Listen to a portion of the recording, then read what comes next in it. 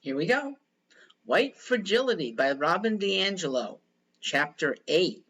We've waited for 7 prior chapters to get a definition of white fragility. It's not in there thus far.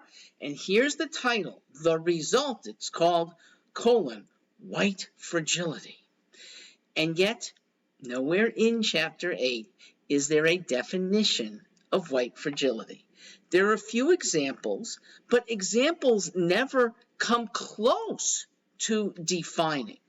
And one example, the one she leads off with, is ridiculous, okay? It's describing somebody in one of her groups that she coaches, okay? That's how Robin DiAngelo primarily gets paid.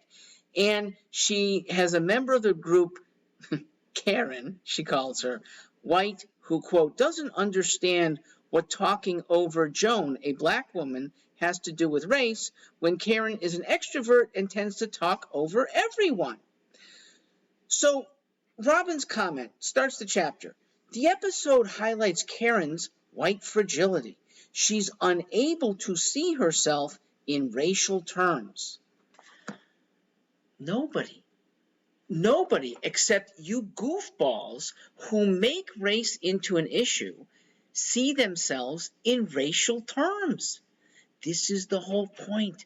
We see no race. If you're not pushing on us to, we see individual merit. We might see a skin color, but it's absolutely irrelevant to 99.9% of Americans.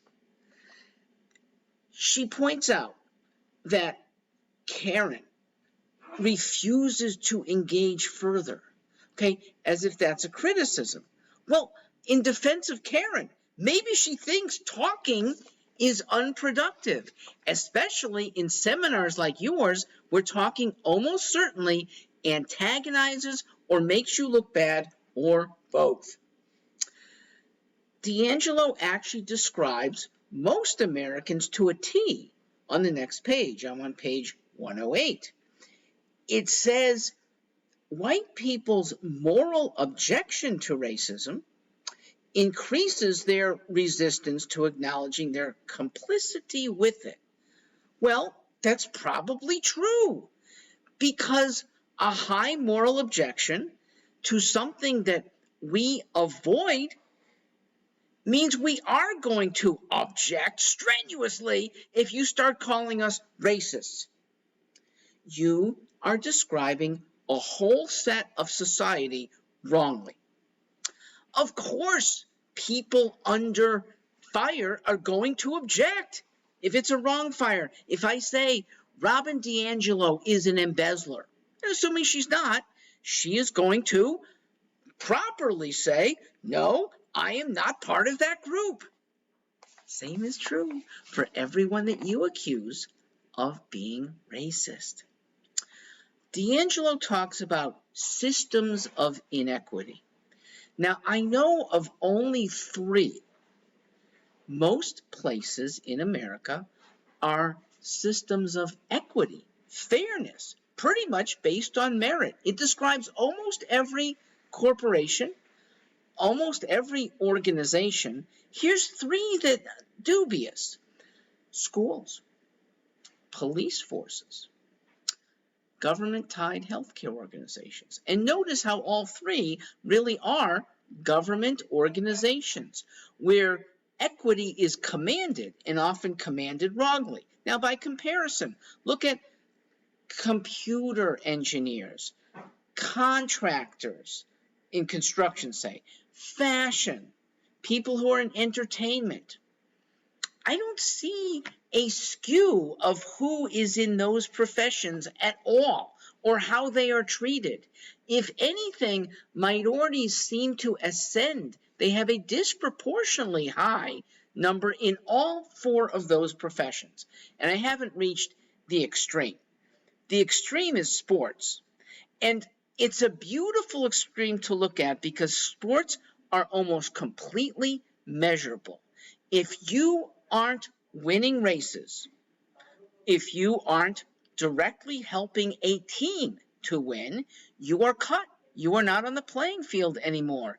And who is on the playing field? In modern American sports, it is far and away minorities who dominate the NFL, minorities who dominate the NBA.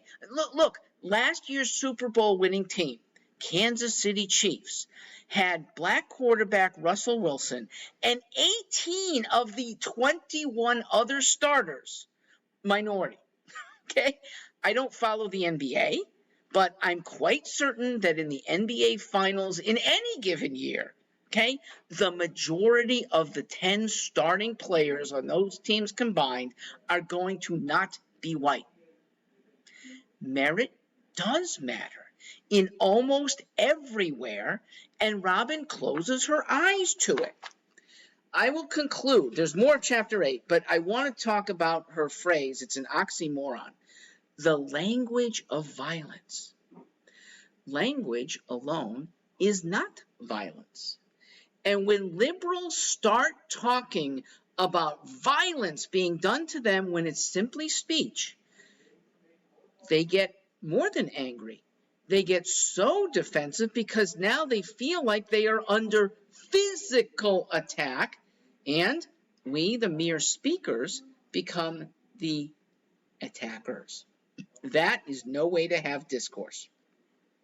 She says, the new racial climate in America forbids the open expression of racially based feelings.